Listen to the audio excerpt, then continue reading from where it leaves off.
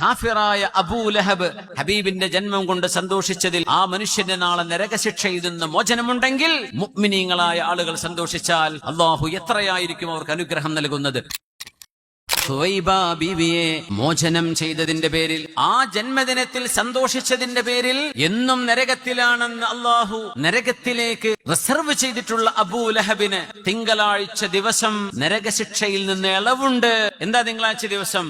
ഹബീബ് ജനിച്ച ദിവസമാണ് സ്വല്ലല്ലാഹു അല്ലേ? എല്ലാ തിങ്കളാഴ്ചയും അബൂ ലഹബിന് നരകശിക്ഷയിൽ നിന്ന് ഇളവല്ല കൊടുക്കുന്നുണ്ട്. എന്തിന്?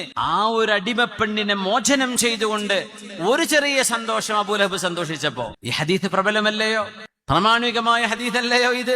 അങ്ങനെ ഒരു സന്തോഷം ജാഹിലിയ്യത്തിൽ കഴിഞ്ഞിരിക്കെ, കുഫറിൽ കഴിഞ്ഞിരിക്കെ, ഇസ്ലാമിന്റെ ദഅവത്ത് വരുന്നതിന് മുമ്പ് പുണ്യനബി തങ്ങൾ ഇഖ്റഅ ബിസ്മി റബ്ബിക്കല്ലദീ ഖലഖ് എന്ന വിശുദ്ധ വചനം സ്വീകരിക്കുന്നതിന്റെ മുമ്പ്, നബിയാകുന്നതിന്റെ മുമ്പ്, റുഷ്ദിന്റെ പ്രായമെത്തുന്നതിന്റെ മുമ്പ്, ജനിച്ചു വീണ അന്ന്, തങ്ങൾക്ക് 40-ാമത്തെ വയസ്സിലല്ലേ രൂപത്തിൽ ലഭിക്കുന്നത്.